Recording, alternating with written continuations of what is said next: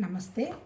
మనము భగవద్గీతని ప్రస్తుత పరిస్థితులకి ఎలా అప్లై చేసుకోవచ్చు అనేటువంటి విషయం మీద ఊరికే మనకు తోచినంత వరకు మనం శ్రవణం చేసుకుంటూ ఉన్నాము. తర్వాత ముఖ్యంగా ఏంటి, అద్వైత వేదాంతం అంటే ఏంటంటే ఉన్నదంతా ఒకటే అని చెప్పారు. అంటే ఏంటి, మొత్తం 4 మహావాక్యాల్లో ఉపనిషత్తుల్లో ఒక్కొక్క మహావాక్యంలో ఒక్కొక్కటి ఏం చెప్పారంటే తత్ త్వమసి అన్నారు ఒక వాక్యం, ప్రజ్ఞానం బ్రహ్మ అన్నారు ఇంకొకటి, తర్వాత అయమాత్మ బ్రహ్మ అన్నారు, అహం బ్రహ్మాస్మి అన్నారు. అంటే ఏంటి, 4 మహావాక్యాల యొక్క అర్థం ఒకటే ఉంటుంది. అంటే ఏంటి, అన్నీ భగవతత్వంలోనే ఉన్నాయి, ఉన్నదంతా ఒకటే, ఏకమేవ ద్వితీయతే అన్నాడంటే రెండోది లేదు. ఆ తర్వాత ఇంకోటి ఏమంటాడు అంటే ఏంటి, సర్వం కల్విదం బ్రహ్మ అన్నాడంటే ఏంటి, ప్రతిదీ కూడా కల్విదం బ్రహ్మ అంటే ఏంటంటే అంటే ప్రతిదీ కూడా భగవతత్వాన్ని నుంచి వచ్చింది అనేటువంటి విషయము అద్వైతం. అంటే అద్వైతం అంటే ఏం లేదు, రెండు కాదు ఒకటే ఉండడం అనేటువంటి విషయాన్ని చెప్పడం జరిగింది. ఇప్పుడు అల్టిమేట్గా చెప్పాలంటే ఏంటి, భగవద్గీత కూడా ఉపనిషత్తుల సారాంశమే అంటే కదా. ఉపనిషత్తులు ఆ తర్వాత ఇంకా మిగిలినవన్నీ యోగ వాసిష్టం అనండి, ఇంకా వేరే ఏమి ఆయన మహానుభావుడు వెరిఫై చేశాడో తెలియదు. కానీ దీన్ని ఏమంటారంటే ఇది కూడా శాస్త్రం. ఎట్లా శాస్త్రం? స్మృతి శాస్త్రం అనమాట. ఆ వ్యాస మహాముని దీన్ని తన అనుభవాలని తను అర్థం చేసుకున్నది మన మానవాళికి ఈజీగా అర్థం కావాలని, మన ప్రాణులు మన జీవత్వానికి సక్రమంగా తెలియాలి అని ఆ మహానుభావుడు చెప్పటం జరిగింది. ఇందులో వాళ్ళ ఆలోచనకి వాళ్ళ అనుభవానికి అందించుకున్నారు. అన్నిటికీ మూలం మనిషిలో ఉన్నటువంటి అహంకారం, మమకారం, అంతకంటే ఇంకేం లేదు. ఈ అహంకారం మమకారం పోవాలంటే ఏంటి, సత్యం గనక ఒక్కసారి అవగాహనకు వచ్చిందంటే అహంకారం మమకారం పోతుంది. మరి సత్యం అవగాహనకు రావాలంటే ఏంటి అనే దాని మీద ఈయన ఏం చేశాడంటే మొత్తం టోటల్గా 18 అధ్యాయాలు రాశాడు. ఫస్ట్ అధ్యాయం ఏంటి, అర్జునుడి విషాద యోగం. అర్జునుడి విషాద యోగం ఎట్లా అయింది అంటే ఏంటి, యుద్ధభూమిలో ఉండి మనం సంసార యుద్ధభూమిలో ఉన్నాం, ఆయన అర్జునుడు యుద్ధభూమిలో ఉన్నాడు. నా నుంచి కావటం లేదు, నేను చేయలేకపోతున్నాను, అంతా నా వాళ్ళేను, వీళ్ళని ఏదైనా చంపేశానంటే నేను ఇబ్బంది పడతాను, మిగిలిన వాళ్ళంతా ఇబ్బంది పడతారు అంటాడు. అంటే ఏంటి, నేను వీళ్ళందరినీ చంపగలను అనే అహంకారం, నా వాళ్ళకి ఏమైనా ఇబ్బంది అవుతుందేమోనని మమకారం. అంటే ఏంటి, మోహం అన్నమాట. మోహం అంటే అటాచ్మెంట్, సమస్య. ఆ తర్వాత ఇంకోటి ఏంటి, ఈ అటాచ్మెంట్ ఎక్కడైతే ఉందో అక్కడ శోకం. మన పరిస్థితి కూడా అంతే. ఏదైనా సరే ఒక వస్తువు కొనుక్కుందాం అనుకున్నాము, కొనుక్కోలేకపోయినాము, దానికి ఎవరి మీద సాధనకి వెళతాము, మన భర్త మన భార్య, నీ వల్లే ఇదంతా జరుగుతుంది అనేటువంటి అవగాహనకి వెళ్ళి వాళ్ళని తిట్టాము. అట్లాగే ఏ విషయానికైనా సరే ఏం చేస్తామంటే ఈ అహంకారం మమకారంలో పక్క వాళ్ళనే మనము ఏదైనా అనడానికి రెడీగా ఉంటామన్నమాట. మరి దీన్ని ఎలా పోగొట్టుకుంటాము అంటే సత్యం, జ్ఞానం వస్తే పోతుంది అహంకారం మమకారం. మరి ఎట్లా జ్ఞానం రావాలి అనే విషయమే అర్జునుడికి కృష్ణుడని కూడా అనలే, భగవాన్ అంటే పరమాత్మతత్వం. 2వ అధ్యాయంలో ఏం చెప్పాడు, సాంఖ్యం కర్మ చెప్పాడు. సాంఖ్యం అంటే ఏంటి, జ్ఞానం. ఏంటి జ్ఞానం, ఉన్నదంతా ఒకటే తత్వం, ఆ తత్వంలో నుంచే మిగిలిందంతా వ్యక్తమైంది, వస్తుంది ఉంటుంది పోతుంది. అంటే మార్పు ఏదైతే వచ్చిందో అవన్నీ కూడా విశేషాలు, మారకుండా ఉన్నది సామాన్యం, అదే పరమాత్మతత్వ స్థితి. అందుకని నీ స్థితి కూడా ఏంది, నీది కూడా శరీరం ద్వారా చూసుకున్నామంటే ప్రకృతి పోతుంది ఉంటుంది, కానీ లోపల ఉన్నటువంటి ఈ నేను అనేటువంటి ఆత్మనండి, జ్ఞానం అనండి, జీవత్వం అనండి, అది లోపల ఉన్నటువంటి ఆ స్థితి, ఆ జ్ఞానస్థితి పర్మనెంట్ అయ్యా. దాన్ని ఒకటి చంపేవాళ్ళు లేరు, చచ్చేవాళ్ళు లేరు, ఇదంతా శరీరమైన, దీని గురించి ఒక టెన్షన్ పడవాకు. కాకపోతే ఏంటి, నేను అదే అనేటువంటి స్థితి ఇంకా నీకు రాలేదు కాబట్టి నీకు ఇచ్చిన పనిని ధర్మబద్ధంగా పరమాత్మతత్వం అని కనుక చేసుకుంటూ పోయినావు అంటే నీకు సత్యం విషయం అవగాహన వస్తుంది. ఎందుకు వస్తుంది, నీ మనసు ఎప్పుడైతే నిశ్చలం అవుతుంది, అన్ని సమస్యలకు మూల కారణమైంది నీ మనసు ఈ అహంకార మమకారాల్లో గిలగిలా కొట్టుకుంటుంది. వాటిలో నుంచి నువ్వు బయటికి రావాలంటే నీ దగ్గర ఉన్నది ఏంటంటే నీకు ఇచ్చిన పని మళ్ళీ నువ్వు పనికి ఎత్తుక్కున్నావు అంటే నీ మమకారం అహంకారం అవుతుంది. నీ దగ్గరికి ఏది వస్తే ఆ పని అది ధర్మబద్ధంగా భగవతత్వం యొక్క యజ్ఞం పూజలాగా చేయడం అనేది అలవాటు చేసుకో. మనసు నిశ్చలమై నీ బుద్ధి ఒక దాని మీద నిలబడుతుందయ్యా అని చెప్తాడు. అంటే యజ్ఞం పూజలాగా ఎలా చేయాలి, యజ్ఞం పూజ అంటే ఎలా చేస్తాం, మనం భక్తిభావంతో చేస్తాం కదా, అలా చేయమని చెప్పి 2వ దాంట్లో చెప్పాడు. 3వది వచ్చి కర్మయోగం. 4వది వచ్చి ఇప్పుడు మనం 5వ అధ్యాయం ఏం మాట్లాడుకుంటున్నాము, కర్మ సన్యాస యోగం మాట్లాడుకుంటున్నాం. 3వది వచ్చి జ్ఞానము కర్మ ఎలా అది ఎలా సన్యాసంలాగా ఉంటుందని చెప్పాడు. 4వది వచ్చాము మళ్ళీ కర్మ సన్యాస యోగం అని చెప్పాడు. ఇప్పుడు మనం కర్మ సన్యాస యోగం మాట్లాడుకుంటున్నాం. ఇది 5వది. ఇది ఆల్మోస్ట్ ఒక దాదాపు ఒక ఇవన్నీ ఒక 15 వరకు చదువుకొని నేను 16 కూడా కొంతవరకు చదువుకున్నాము. ముఖ్యంగా ఇప్పుడు అద్వైతంలో చెప్పేది ఏంటి, ఏదైనా సరే నువ్వు విషయాన్ని సరిగా అర్థం చేసుకోవాలి. అర్థం చేసుకునేది ఎవరు? మళ్ళీ మనసే. అంటే పరమాత్మ తత్వం అనేటువంటి ఆలోచన వస్తుంది అంటే ఏంది అంటే మన మనసులో ఏమి లేనిది ఏది మన మనసుకు ఆలోచనకి రాదు. ఎవరి మనసుకైనా అంటే ప్రతి వాళ్ళ మనసుకి మనం కాని ఏదో ఒక దైవత్వం ఉంది అనేటువంటి భావం వస్తున్నది అంటే ఏంది, దైవత్వం ఉంది అని అనబట్టే కదా గుళ్ళకో వాటికో వెళ్ళి అందరూ నమ్ముతున్నాం కదా. కాకపోతే ఏంటి, నువ్వే దైవం అనేటువంటి స్థితి మనకు అప్పుడే రాదు. కాబట్టి ఇదిగోనమ్మ ఈ మంత్రం చేసుకో, ఈ పూజ చేసుకో, లేదంటే ఇట్లా తీర్థయాత్రలకు వెళ్ళేసిరా, ఇలా పోయి స్నానం చేసి ఇటువంటివన్నీ చెబితే ఏంది, చెయ్యంగా నేను ఎందుకు చేస్తున్నాను, అంతా ఒకటే కదా అనేటువంటి విషయానికి వస్తాడు అని డైరెక్ట్గా ఆ స్థితికి రాలేడు. కాబట్టి మన ఋషులు పాపం వాళ్ళకి అలా చెప్పారు, అంతకంటే ఇంకేం లేదు. అందుకని అల్టిమేట్ ఏంది, ఏం చేస్తున్నా ఉన్నదంతా ఒకటే తత్వం అనేటువంటి విషయానికి మనం నడవడం జరగాలి. ఎవరు మళ్ళీ నడిచేది మళ్ళీ అది ఉన్నదని నమ్మేది మనసే. ఈ శరీరం తప్ప ఇంకొకటి లేదు అని నమ్మేది మనసే. అల్టిమేట్గా ఏంది, మనసే మధ్యలో ఉన్నదనమాట. నిన్న మనం ఏం చెప్పుకున్నాము, అంటే ఏంటి ఆధ్యాత్మిక సాధన అంటే ఏంటి, మనం చాలాసార్లు చెప్పుకుంటాం. మన మనసు మీద మనం పనిచేసుకొని, మనం ఏమి శరీరం కాదు, ప్రాణం కాదు, మనసు కాదు, ఉన్నదంతా ఒకటే తత్వం అనేటువంటి అవగాహనతో కనుక మన మనస్సుని ఈ స్థితి లేకుండా ఆ స్థితిలో కనుక ఉంచగలిగితే అదే పరమాత్మ తత్వం అన్నారంటే ఏంటి, మళ్ళీ పరమాత్మ తత్వం, జీవత్వం, ప్రాణం అన్నీ సపరేట్గా ఉన్నాయి, కానీ మళ్ళీ ఉన్నదంతా ఒకటేనన్నాడు. అంటే ఏంటి, ఒక స్థితికి సంబంధం లేదన్నాడు.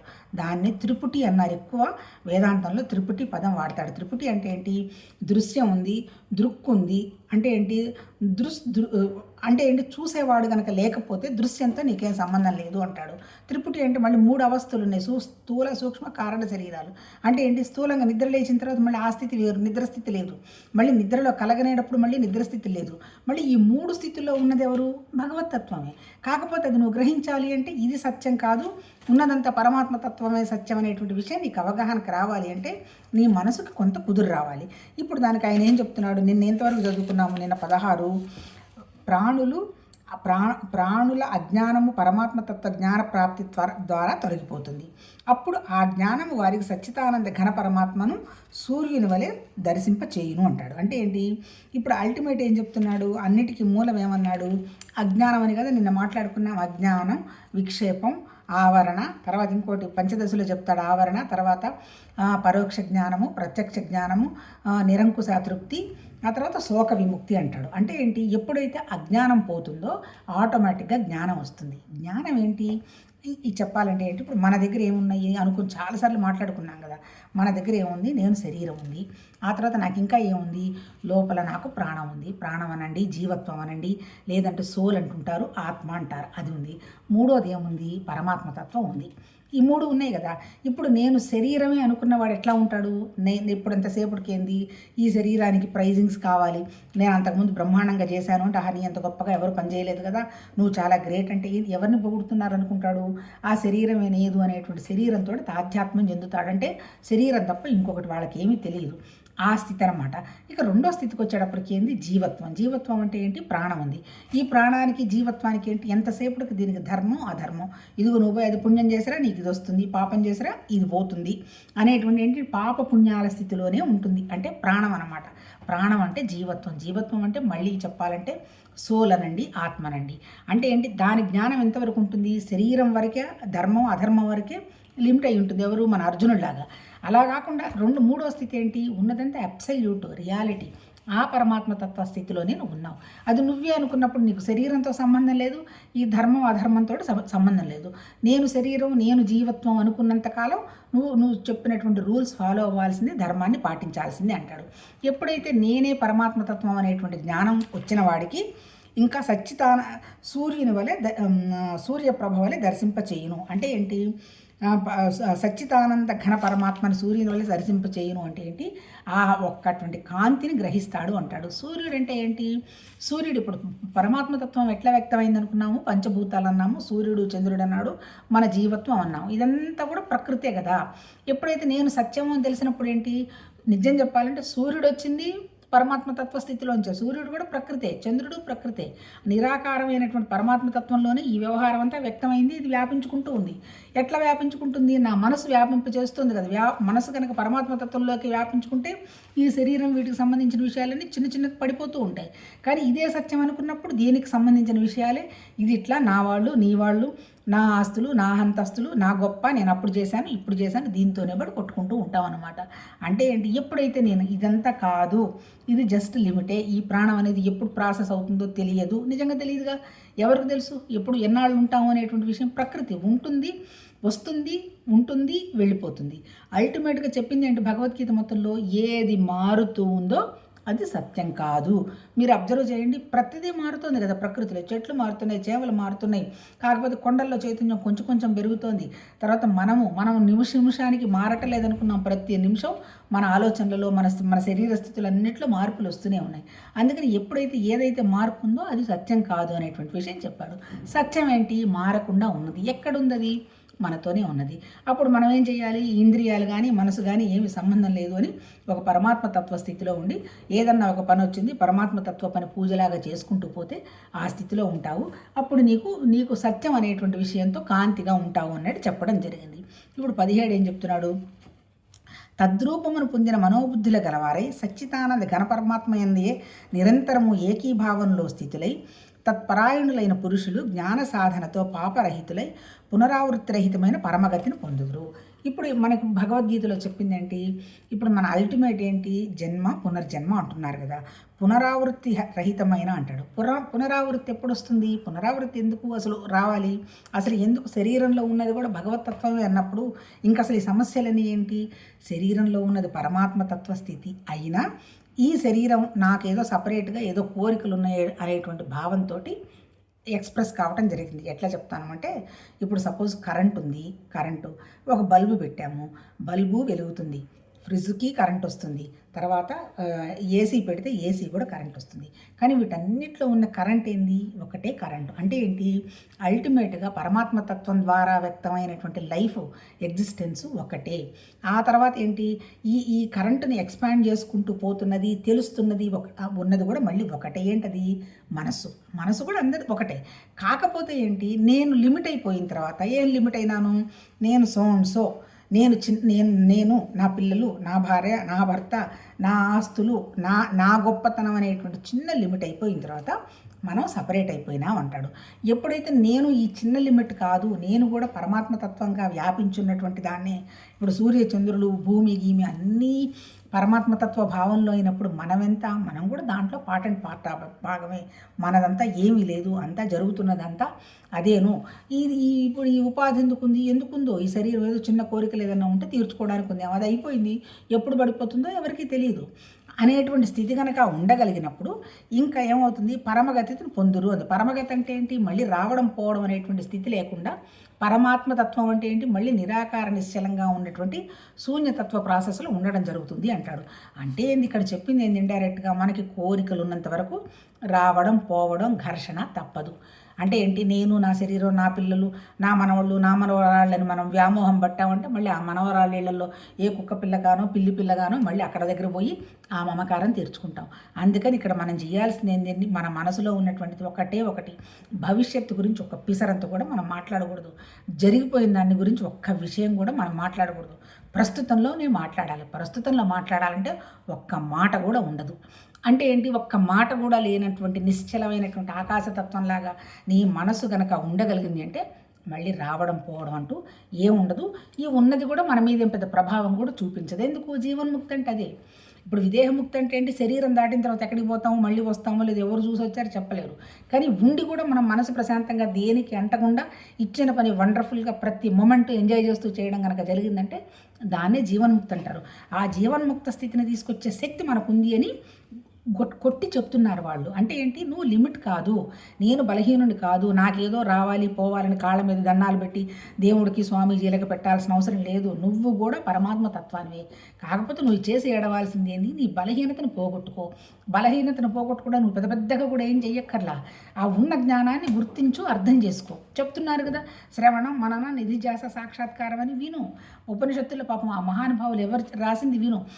నీకు అర్థమైన వాళ్ళతోనే విను. ఎవరో ఒకళ్ళు గురువు అంటే అర్థం ఏంటి? గురువు అంటే ఏంటి? చీకటిని పోగొట్టేవాళ్ళు అని అర్థం. అంతేకాని గురువుని కాళ్ళు పట్టుకుని వేళ్లాడమని ఎవరు చెప్పటల్లా. నీ గురువేంటి? నేను ఇలా పోగొట్టుకున్నాను, నువ్వు కూడా పోగొట్టుకో అంటాడు. గురు బ్రహ్మ, గురు విష్ణు, గురుదేవో మహేశ్వర, గురు సాక్షాత్ పరబ్రహ్మ తస్మై శ్రీ గురవే నమః అంటే ఏంది? గురువు అంటే ఏంటంటే గురి చూపించేవాడు. గురి చూపించేది మళ్ళీ ఎక్కడుంది నీకు? నీ మనసులో ఉంటేనే అక్కడ గురి కుదురుతుంది. లేకపోతే గురి ఎక్కడ కుదురుతుంది? నేను సత్యం తెలుసుకోవాలి, నేను హ్యాపీగా ఉండాలి, ఇదంతా నాకు బంధంగా ఉంది అనేటువంటి సంసార బంధంలో నుంచి మానసికంగా బయటపడాలనేటువంటి భావం నీకు వచ్చినప్పుడు నువ్వు గురువు నమ్ముతావు. గురువు అంటే మళ్ళీ బయట కనపడే శరీరం కాదు, నువ్వు నేర్చుకుందాము అనేటువంటి ఆలోచన గురు బ్రహ్మ నువ్వు సృష్టించుకోవాలి. గురు బ్రహ్మ, గురు విష్ణు దాన్ని నిలబెట్టుకోవాలి. విష్ణు అంటే ఎవరు మెయింటైన్ చేసేవాడు కదా. గురు బ్రహ్మ, గురు విష్ణు, గురుదేవో మహేశ్వర అంటే ఏంటి? అహంకారాన్ని కంప్లీట్గా నాశనం చేసేసుకోవాలి. ఏంటి? అగ్ని దహించినట్టుగా దహించుకోవాలి. గురు సాక్షాత్ పరబ్రహ్మ. ఎవరు ఆ గురు సాక్షాత్తు? నీ మనసులో ఉన్నటువంటి నీ స్థితే పరబ్రహ్మ. తస్మై శ్రీ గురవే నమః అదొకటే ఉన్నది. అందుకని ఏంటి? అట్లా నువ్వు నమ్మి వాడు పోనీ నీకు చదివింది వినింది అర్థం చేసుకునే శక్తి లేకపోతే నన్ను నమ్మి దాన్ని నువ్వు ఆచరణ చేసుకుంటూ ప్రయత్నం చేయాలి. అంటే ఏంటి? అంతా పరమాత్మ తత్వం అన్నప్పుడు ఇక్కడ దుఃఖపడేవాడు ఎవడున్నాడు? త్రిపుటు మొదలమాడున్నాడు. త్రిపుటు అంటే ఏంటి? చేసేవాడు, చేస్తున్నది, చేసిన తర్వాత వచ్చే అనుభవం ఉంటుంది, చేస్తున్నది కూడా ఉంటుంది, కానీ చేసేవాడు లేడు. నేను దుఃఖమే పడను అన్నప్పుడు నన్ను ఎవడు దుఃఖ పెడతారు? పడేవాడు లేరు అనేటువంటి స్థితే జ్ఞానస్థితి, అంతకంటే ఏమీ లేదు. ఆ తర్వాత ఈ 18 ఏం చెప్తున్నాడు?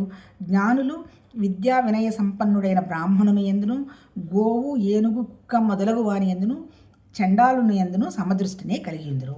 ఎందుకు కలిగి ఉంటారు? జ్ఞానులు అనే వాళ్ళకి డిఫరెన్సెస్ లేవు అంటాడు. ఎందుకు లేవు? అంతా ఉన్నదంతా వచ్చిందంతా పరమాత్మతత్వంలో నుంచే కదా. కాకపోతే ఎందుకు పరమాత్మతత్వంలో వచ్చినటువంటి మనము ఇన్ని బల్బులం ఎందుకైనాము? ఇన్ని బల్బులు కావడానికి అవసరమైంది ఉన్నదంతా ఒకటే కరెంటే కదా. మరి ఇన్ని బల్బులు ఎందుకైనాయి? మళ్ళీ చెప్పాడు కదా, అజ్ఞానం, సత్వం, తమ, రజో గుణాలు అంతే కదా. ఇప్పుడు సత్వగుణం అనేటువంటి వాడు బ్రహ్మజ్ఞానం కోసం పరిస్తున్నవాడు జ్ఞాని అంటాడు అనుకో. ఎవరికైతే జ్ఞానస్థితి ఉందనుకో, ఈ బ్రహ్మజ్ఞాన స్థితిలో ఉన్నవాడిని ఒకే రకంగా చూస్తాడు. తర్వాత రెండోది ఏంటి? రజోగుణం. రజోగుణంలో ఎవరున్నారు? ఇప్పుడు దాన్ని ఏమంటారు? గోవు రజోగుణం అంటారు. అంటే ఏంటి? గోవుకు పూజ చేస్తే ఏదో ఒకటి ఇస్తుంది అనుకుంటారు కదా, ఆ గోవును కానీ. ఆ తర్వాత ఇంకోటి ఏంటి? ఏనుగు, కుక్క, తర్వాత చండాలుడు అంటాడు. చండాలుడు అంటే ఎవరు పాపం? ఎవరైతే ఏంటి అంటే ఇప్పుడు అందరూ ఇప్పుడు కులాలు మతాలు ఏం లేవు.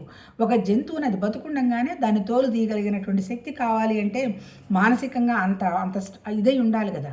అంటే అది జ్ఞానం అనండి, అజ్ఞానం అనండి, ఇంకోటి తీసి పక్కన పడేస్తే చండాలుడు అంటే ఏంటంటే మన ఒక జంతువు యొక్క తోలు తీయగలిగిన వాడు అనమాట. అంటే ఏంటి? ఇప్పుడు జ్ఞానికి ఆ తేడా కూడా లేదు. జ్ఞానికి బ్రాహ్మణుడైనా ఒకటి. బ్రాహ్మణుడు అంటే మళ్ళీ కులం కాదు, బ్రహ్మజ్ఞానం తెలిసినవాడు అని అర్థం. బ్రహ్మజ్ఞానం తెలిసినవాడు అంటే సత్వగుణంలో ఉన్నవాడు. సత్వగుణంలో ఉన్నవాడికైనా ఒక రకంగానే చూస్తాడు.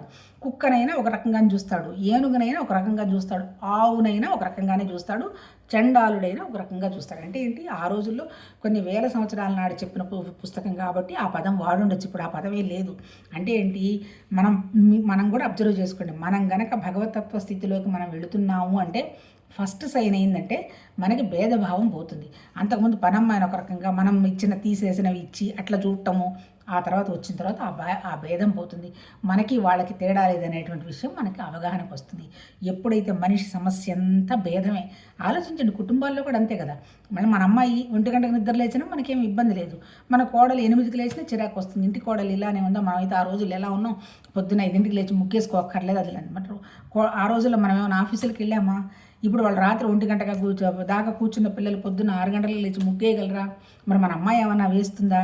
ఇటువంటి తేడాలన్నీ ఎప్పుడైతే పోతాయో మనసు ప్రశాంతంగా హాయిగా ఉంటుంది. అంతకంటే పెద్దగా నిజంగా దేవుడు ఉన్నాడా లేడా, ఆయన దగ్గరికి వెళ్ళాము వచ్చామో ఈ సోదంతా తీసి పక్కన పెట్టేస్తే మనిషికి భేదం పోతే ఉన్నటువంటి కండిషన్ వండర్ఫుల్ అనమాట. ఎప్పుడు భేదం పోతుంది? నీ అహంకారం పోతే పోతుంది. అహంకారం ఎప్పుడు పోతుంది? మమకారం పోతే పోతుంది. మమకారం, అహంకారం అంటే ఏంటి? నాది అనేటువంటి అటాచ్మెంట్ పోతే మోహం పోయిందనుకో టెన్షనే లేదు. ఎట్లా? ఇప్పుడు 1 లక్ష రూపాయలు పెట్టి ఫోన్ కొనుక్కొచ్చుకున్నాం అనుకోండి, సపోజ్ ఐఫోను, అది రావడంతో ఫటామ్ని కింద పడిపోయింది. ఇంక గోల చేస్తాం కదా. మనం గోల చేయడం కాదు, మన కొనిచ్చిన వాళ్ళు తిడతారు, అందరు తిడతారు. మనం ఏమంటాం? ఇప్పుడు జస్ట్ అది వస్తువే కదా, పోయింది 1 లక్ష రూపాయలు కూడా మనకు స్తోమతుంది కాబట్టి కొనుక్కున్నాము. లేదా నువ్వు చిన్న ఫోన్ తెచ్చుకొని వాడుకుంటాం, దానికి టెన్షన్ ఎందుకు అనేటువంటి స్థితి రావాలంటే నీకేం కావాలి? వైరాగ్యం కావాలి. అంటే ఏంటి? నీ ఫోన్ కంటే కూడా నీ మనశ్శాంతి చాలా ముఖ్యమైనది అనేటువంటి వివేకం రావాలి. అందుకని ఇంతసేపు చెప్పింది ఏంటి, నువ్వు ఎప్పుడైతే మనసు మీద పని చేసుకున్నావో నీకు వచ్చేది ఏంటి, వివేకం, వైరాగ్యం. ₹1,00,00,000 కంటే నా మనశ్శాంతి ముఖ్యం అనేటువంటి విషయం నీకు రావాలి అంటే ఎంత వైరాగ్యం ఉండాలి, డిస్పాషన్ ఉండాలి కదా. అది రావాలి అంటే అప్పుడు ఆ స్థితి ఎవరికైతే వస్తుందో వాళ్ళని జ్ఞానులు అంటారు. వాళ్ళకి ఏముంది, వాళ్ళకి అక్కడ డైమండ్ తీసుకొచ్చి పడేసినా ఒకటే, డైమండ్ కాకుండా మామూలు తీసుకొచ్చినా పడేసే ఒకటి. ఎందుకంటే దానికి విలువ వాళ్ళు పట్టించుకోరు. ఆ స్థితిలో ఉన్నప్పుడు ఎవరి మీద ఎవరికి తేడా ఉండదు. ఆ తేడా ఉండనటువంటి స్థితే పరమాత్మ తత్వస్థితి. నిజం చెప్పాలంటే భగవతత్వానికి తేడా ఏముంది పాపం, అంతా ఆయన సృష్టి కదా. భూమి ఆయన సృష్టి వ్యక్తమైంది, నీళ్లు, అగ్ని, ఆకాశం, తర్వాత అన్నం, పిండం, బ్రహ్మాండాలు అన్నీ ఎక్కడి నుంచి వచ్చాయి, ఆ శక్తి నుంచే వచ్చాయి. ఆ శక్తికి ఏమైనా తేడా ఉందా, ఏమీ లేదు. పోనీ మనం చేసే పాపపుణ్యాల వల్ల ఆయనకి ఏమైనా అంటుతుందా, ఏమీ లేదు. ఎక్కడైతే లిమిటేషన్ ఉందో అక్కడ సమస్య. ఇప్పుడు ఇంతసేపు చెప్పిన ఆధ్యాత్మిక సాధనలో ఏంటి, ఈ లిమిట్ని క్రాస్ అయిపో, ఎక్స్పాండ్ అవ్వు, మానసికంగా ఉన్నదంతా ఒకటే తత్వం అనేటువంటి ఆకాశ తత్వస్థితిలో ఉండు.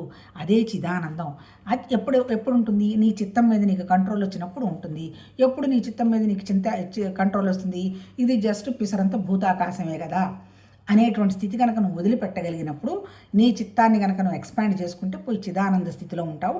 అప్పుడు ఈ భూతాకాశం పడిపోతుంది. భూతాకాశం అంటే శరీరం, భౌతికం అంటే ఆబ్జెక్ట్.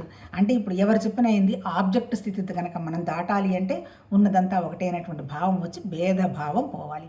ఇంకా చెప్పాలంటే మహానుభావులు ఎంత బాగా చెప్పారంటే అసలు పాప పుణ్యాలు కూడా లేవు. పాపం అంటే ఏంటి, నువ్వు వేరు, నేను వేరు, పరమాత్మ తత్వం వేరు అనేటువంటి భావమే పాపం. ఆధ్యాత్మిక సాధనలో వాళ్ళ మహానుభావులు చెప్పింది ఏంది, నీ బుద్ధి ఉపయోగించి భేదం పోగొట్టుకోవాలి అనే ఆలోచన వచ్చిన మరుక్షణం పోతుంది. కానీ మనం పోగొట్టుకోము. ఎందుకంటే నేనే కరెక్ట్ అని ఊగులాడుతూ ఉంటాం. అది పోనంత వరకు అహంకారం ఉన్నంత వరకు మనిషికి దుఃఖం తొలగదు. ఎందుకు, పోల్చుకోవటం ఉంటుంది, ఈర్ష్య ఉంటుంది, అనుమానం ఉంటుంది, తర్వాత భయం ఉంటుంది. ఈ లక్షణాలన్నిటికీ బేసు మన మనసుకున్నటువంటి పట్టిన మురికి అహంకారం. దాన్ని తీసేయాలి అంటే కలుపు మొక్కలాగా ఒకటి పీకేసుకోవాల్సినటువంటి శక్తి నీకే ఉంది. నువ్వే తీసేయగలవు. మరి నువ్వు తీసేయాలంటే ఏముండాలి, నీకు జ్ఞానం ఉండాలి. మళ్ళీ జ్ఞానం తెచ్చుకోవాల్సింది ఎవరు, మనమే తెచ్చుకోవాలి. ఎంత వండర్ఫుల్ కదా. ఆ తర్వాత ఇంకోటి ఏం చెప్తున్నాడు 19, సర్వత్రా సమభావస్థిత మనస్కులు ఈ జన్మయందే సంపూర్ణ జగత్తును జయించిన వారగుదురు, అనగా ప్రాపంచిక విషయాతీత స్థితికి చేరుదురు. సచ్చిదానంద ఘన పరమాత్మ దోషరహితుడు సముడు సమభావస్థిత మనస్కులైన జ్ఞానులు సచ్చిదానంద పరమాత్మ స్థితి యందు స్థితులు కనుక వారు త్రిగుణాతీతులు, జీవన్ముక్తులు. ఇప్పుడు మనం మాట్లాడుకున్నది అదే, 3 గుణాలు దాటిన వాళ్ళు జీవన్ముక్తులు. అంతే కదా. అంటే శరీరం ఉంటుంది. చాలామంది ఏమంటారు, శరీరం ఉన్నంతవరకు కష్టాలు తప్పవండి, బాధలు తప్పవండి అంటుంటారు. అది కరెక్ట్ కాదు. శరీరం ఉండొచ్చు, బాధ ఎక్కడ, నీ మనసుకి ఏమనిపిస్తుంది, నీ మనసు ఎప్పుడు శరీరాన్ని పట్టుకున్నప్పుడే నీకు బాధ. మనసు శరీరాన్ని వదిలేసింది, ప్రాణాన్ని కూడా పట్టించుకోకుండా ఉండే స్థితికి వచ్చేసింది. మనసు నీకు ఇప్పుడు నువ్వు మన తాధ్యాత్మ్యం చెందుతుంది దేంతోటి, శరీరంతో చెందుతున్నావు. నేను నాది అంతా శరీరమే కదా. ఇప్పుడు నువ్వు తాధ్యాత్మ్యం చెందాల్సింది దేనికి, శరీరం కదా. శరీరం ఉంది, ఉపాధి, ఆకలేసి ప్రాణం నిలబెట్టుకుంటేనే ఈ 2 మాటలు నోట్లో నుంచి వస్తున్నాయి. తర్వాత ఆలోచన ఉంటుంది, ఆలోచన లేకపోతే నువ్వు విషయాన్ని అర్థమే చేసుకోలేవు. అర్థం చేసుకునే శక్తి ఉన్నది మనసుకే, సరిగా అర్థం చేసుకునే శక్తి ఉంది మనస్సే, చెడ్డగా అర్థం చేసుకున్న శక్తి ఉంది మనసుకే, దుఃఖపడే శక్తి ఉంది మనసుకే, అన్ని అనుభవాలు మనసుకే. ప్రాణంకి జస్ట్ అనుభూతి. మనసుకు సక్రమంగా ఉంది, అనుభవం కంఫర్టబుల్గా ఉంటుంది. మనసు దుఃఖపడుతూ ఉంది, అనుభవం సక్రమంగా ఉండదు. అందుకని జ్ఞానులు ఏం చేస్తారు, సరిగా అర్థం చేసుకోమంటారు. ఏంటి, పరమాత్మతత్వం ఎక్కడో లేదు, వెలుగుతున్న జ్యోతి రూపంలో నా దగ్గరే ఉంది అనేటువంటి ఒక భావాన్నన్నా చేసి చావండి అంటాడు. అంతే కదా, జస్ట్ భావమేగా. ఇప్పుడు నా శరీరం, నేను గొప్ప, నేను తక్కువ అని అనుకోవటం దేన్ని, జస్ట్ భావాలే. ఇప్పుడు ఏం చెప్తున్నారు వాళ్ళు, భగవతత్వం అంతా నా దగ్గరే ఉన్నది, నేను వెలుగుతున్న రూపంలో ఉంది, జ్ఞాన రూపంలో ఉంది, నేనే ఆ స్థితి అని అనుకో. తర్వాత చెదరవంతా వెళ్ళిపోతుంది అని అనుకోవడం కూడా భావమేగా. అంటే విత్తన ఏమంటారు కానీ కలుపు మొక్కలని పీకాల్సింది నువ్వు ఎట్లా పీకుతావు, నీ భావాలే. మళ్ళీ నీ భావాలతో పీకేసేయి. అలా ఎవరన్నా నేను ఇబ్బంది పెడుతున్నారు, పీకేసేయి. మళ్ళీ ఇంకోటి ఏంది, ఆ తీసేయడం కూడా మళ్ళీ ఘాటు పెట్టుకొని తీసేస్తే మనసుకు మరకుంటుంది. పెట్టుకోవద్దు, అక్కడే ఉండు, వాళ్ళతోనే ఉండు. కానీ మనసు కంటించుకోకుండా ఉండడం అలవాటు చేసుకోవాలి. మన వాళ్ళు ఏమనుకుంటారు, నేను అందరినీ తీసేసాను అనుకుంటారు. తీసేసామంటే నీ మనసులో మరకేడిచింది, అది వదలదు. మళ్ళీ ఏదో రూపంలో వాళ్ళు నీ చుట్టుపక్కల తిరుగుతూనే ఉంటారు. మనం ఒక కుటుంబంలో పడ్డాం, మన బంధువుల్లో పడ్డాం. ఈ బంధువులందరూ మనతో ఉండాల్సిందే, ఉంటారు. కానీ ఈ ఉన్న బంధువులకు మనం మరక ఏర్పాటు చేసుకోకుండా ఉండాలి. అప్పుడు మరక ఏర్పాటు చేసుకోకుండా ఉండాలి అంటే ఏంది? వాళ్ళ మీద మనం అనుమానించకుండా ఉండాలి, వాళ్ళతో పోల్చుకోకుండా ఉండాలి, భయపడకుండా ఉండాలి, అహంకారం లేకుండా ఉండాలి. ఇవన్నీ ఉండాలి అంటే నీ ఎదురుగా ఉన్నవాళ్ళు పరమాత్మతత్వమే, నువ్వు పరమాత్మతత్వం అనేటువంటి భావం నీకు స్థిరపడాలి. ఇప్పుడు నేను వేరు, వాళ్ళు వేరు, వాళ్ళందరిని వదిలేశాను, నేను చాలా శాంతిగా ఉన్నాను అంటే మళ్ళీ నీ అజ్ఞానం, అహంకారం మళ్ళీ వచ్చి పడతాయి అవన్నీ. అందుకని నువ్వు ఏదైతే వద్దనుకుంటున్నావో నువ్వు అక్కడే ఉండి, అక్కడే నీ మనసు కంఫర్టబుల్గా ఉంటూ నీతో నువ్వు ఎలా ఉంటున్నావో వాళ్ళతో ఉండడం కూడా ప్రాక్టీస్ చేయాలి. అదే ఆధ్యాత్మిక సాధన అంటే. అంటే ఇంత గంటు, ఇంత ఇంత డిఫరెన్స్ కూడా మనం ఎక్కడా పెట్టుకోకుండా మన జీవన విధానాన్ని ప్రాసెస్ చేసుకోమంటాడు. ఎప్పుడైతే అలా చేసుకుంటావో అప్పుడు అలా చేసుకున్నప్పుడు ఏమవుతావు? విషయాతీత స్థితికి వెళ్తావు. ఇప్పుడు సమస్య ఎంత అయింది? సామాన్యం, విశేషం రెండు. సామాన్యం అంటే ఏంటి? పరమాత్మతత్వం సామాన్యం, దానికి ఇంక ఏమి, దానికి పోల్చుకోవడానికి ఇంకోటి ఏమీ లేదు. అది మనం కూడా అదే స్థితిలో ఉంటే మనకే సమస్య లేదు. విషయాలన్నీ బోలెడు విషయాలు అంతే కదా. నేను చిన్నప్పుడు పుట్టాను, కొన్నాళ్ళైనాను, చదువుకున్నాను, పెద్ద ఏదో సాధించాము, లేకపోతే ఇంకేదో సమస్యలు ఉన్నాయి, ఈ కష్టాలు ఉన్నాయి, ఇవన్నీ కూడా విషయాలు. ఇప్పుడు మనం చేయాల్సింది ఏది? విషయాతీతంగా వెళ్ళాలి. విషయాతీతంగా ఉన్నప్పుడు నువ్వు ఆ విషయానికి విలువిస్తే కదా నువ్వు బాధపడతావు. విషయానికి విలువివ్వు అని మళ్ళీ నువ్వు దాన్ని వ్యతిరేకం కూడా చెయ్యవు. వ్యతిరేకం చేసినట్టు మళ్ళీ నీ చుట్టూ తిరుగుతుంటుంది. నీకు ఏదైతే ఇబ్బంది పడుతుంది అనుకున్నావో అక్కడే ఉండి నీవు ఇబ్బంది లేనటువంటి స్థితికి నీ మనసుని తీసుకురావాలి. అప్పుడు మాత్రమే నీకు సమస్థితి వస్తుంది. తర్వాత ఈ జన్మ ఏందే నీకు ఈ బ్యాలెన్స్ కండిషన్ వస్తుంది అంటాడు. పరమాత్మతత్వం అంటే ఏంటి? సమత్వం. సమత్వం అంటే ఏంటి? సామాన్యంగా ఉండడం. సామాన్యం అంటే ఏంటి? ఏమీ లేని స్థితిలో ఉండడం. ఏమీ లేని స్థితికి నువ్వు రావాలి అంటే చిన్న పిసరంత విశేషం కూడా నిన్ను ఇబ్బంది పెట్టకూడదు. ఈ ఆహారం లేదు, ఇబ్బంది పెట్టకూడదు. ఈ మనుషులు లేరు, ఇబ్బంది పెట్టకూడదు. ఈ మనుషులు నిన్ను అన్నారు, ఎవరినన్నారు? నీ శరీరాన్ని అన్నారు. నీ మనసుకు అంటకపోతే శరీరం నీకు లెక్కే ఉంది, వెళ్ళిపోతుంది. అట్లాగే ఏది కూడా నువ్వు అంటించుకోకుండా ఉండగలిగావు ఉంటే అప్పుడు ఏమవుతుంది అంటే అప్పుడు త్రిగుణం 3 గుణాలు దాటిపోతావు. ఇప్పుడు ఏంది? సత్వగుణంలో ఉండి నేను మంచిదాన్ని, నాకు అనవసరమైన వాళ్ళందరినీ నా దగ్గరికి రానేను అనుకున్నావు అనుకో, అప్పుడు నీవు సత్వగుణం అనుకుంటున్నావు. సత్వగుణం కూడా మంచిది కాదు. తమో గుణము, రజోగుణం, ఏ గుణము మంచిది కాదు. పరమాత్మతత్వం అంటే ఏంటి? ఏ స్థితి లేనటువంటి నిరాకారమైనటువంటి స్థితి, నిర్గుణుడు. మనం కూడా ఆ నిర్గుణ స్థితికి గనక వస్తే మన లైఫ్ ఉండంగానే మనం జీవన్ముక్తిలో మన ఏది ఇబ్బంది పెట్టడు అని చెప్తాడు. ఆ తర్వాత ఇంకోటి ఏంటి? ప్రియ లాభాలకి పొంగిపోని వాడును, అప్రియాలు ఎదురైనప్పుడు కుంగిపోని వాడును, స్థిరమైన బుద్ధి గలవాడును, మోహ వివసుడు కానివాడును అయిన బ్రహ్మవేత్త సచ్చిదానంద పరబ్రహ్మ పరమాత్మ యందు సదా ఏకీభావ స్థితి ఉండును.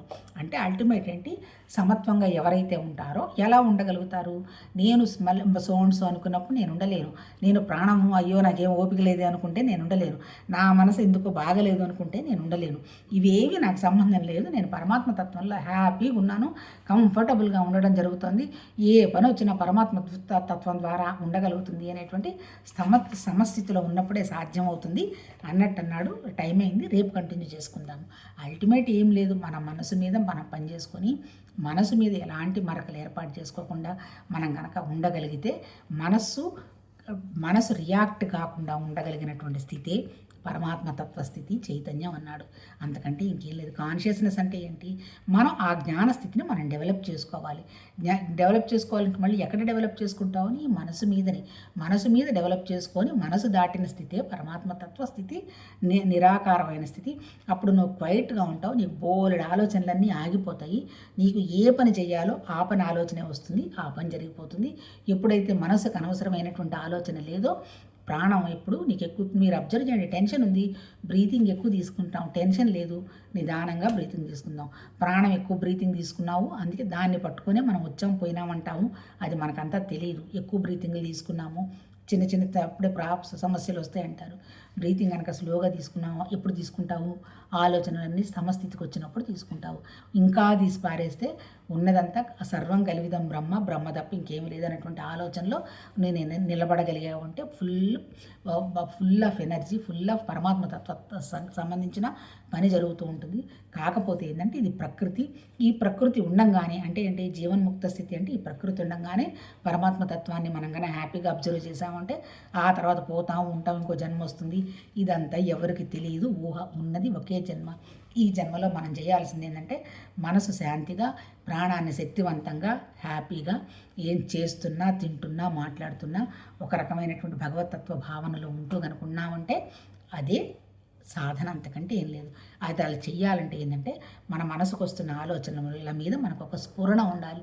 స్ఫురణ అంటే ఏం లేదు, ఎరుక అంటే కూడా ఏం లేదు, జస్ట్ అవేర్నెస్. ఎప్పుడైతే నీ ఆలోచనల మీద నీకు అవేర్నెస్ వస్తుందో డిస్టర్బ్ అవుతుంది అన్నప్పుడు నువ్వు నిశ్చలంగా తీసుకురావడానికి ప్రయత్నం చేస్తావు, క్వైట్నెస్కి తీసుకొస్తావు. ఎవరు నేను ఇబ్బంది పెడుతున్నది ఎవరు? నీ శరీరం, నీ లోపల ఉన్నటువంటి నీ ఒరిజినల్ నేనేమి ఇబ్బంది పెట్టాల, ఈ శరీరం తగిలించుకున్న పాత్ర ఇబ్బంది పెడుతుంది. ఓహో ఇది పాత్రే కదా, జస్ట్ టెంపరీయే కదా, చేయాల్సింది చేస్తే ఆ పాత్రలో నుంచి బయటపడతాం కదా అని సంతోషంగా ఆ పాత్రకి పనిచేయడం జరుగుతుంది. అప్పుడు ఏమవుతాం, క్వైట్గా నిశ్చలంగా సంతోషంగా చేస్తాము, అలర్ట్ ఉంటాము. అలర్ట్గా అంటే ఏంటి, ఏదో జరుగుతుంది కదా, డోర్ మ్యాట్స్ లాగా మన ఎవరో ఇబ్బంది పెడుతున్నారు అని వాళ్ళు వెళ్ళిన తర్వాత మళ్ళీ శరీరాన్ని అహంకారం పెట్టుకొని ఏడ్చి దుఃఖం అవన్నీ ఉండదు. ఓహో ఇదంతా జస్ట్ టెంపరీ. ఈ టెంపరీలో ఇదొక రోల్, ఇదొక నాటకం జరుగుతోంది, ఇదంతా జస్ట్ ఒక నాటకం అని వినోదాత్మకంగా చేస్తూ 100% పని జరుపుతూ తప్పించుకోకూడదు. 100% చేయాల్సిన పని పర్ఫెక్ట్గా చేస్తూ హ్యాపీగా ఉండగలగడం జరుగుతుంది. అంటే ఏంటి, ఎప్పుడు జరుగుతుంది? నీ మనసు నీ చేతుల్లో ఉన్నప్పుడు జరుగుతుంది. నీ మనసు నీ చేతిలో ఉండడాన్ని అవేర్నెస్ అన్నారు. అప్పుడు ఎప్పుడు అవేర్గా ఉంటావు? అలర్ట్గా ఉన్నప్పుడు అవేర్గా ఉంటావు. ఎప్పుడైతే అవేర్నెస్ ఉంటుందో అప్పుడు నీకు ఏం జరగబోతుంది అనేటువంటి విజిలెన్స్ ఉంటుంది. విజిలెంట్ అంటే ఏంటంటే నీ దృష్టి ఉంటుందన్నమాట. అంతే కదా, ఇప్పుడు వాళ్ళకు వచ్చిందేలే సమస్య నాకు రాదులే అని అనుకోవు. ఓహో ఇది జీవితంలో అందరికీ వస్తున్న సమస్య, జాగ్రత్తగా ఉండాలనేటువంటి అవగాహన నీ మనసు మీద నువ్వు పనిచేసుకున్నప్పుడే వస్తుందని చెప్పడం జరిగింది. చూద్దాం, రేపు 20 కంటిన్యూ చేసుకుందాం మళ్ళీ.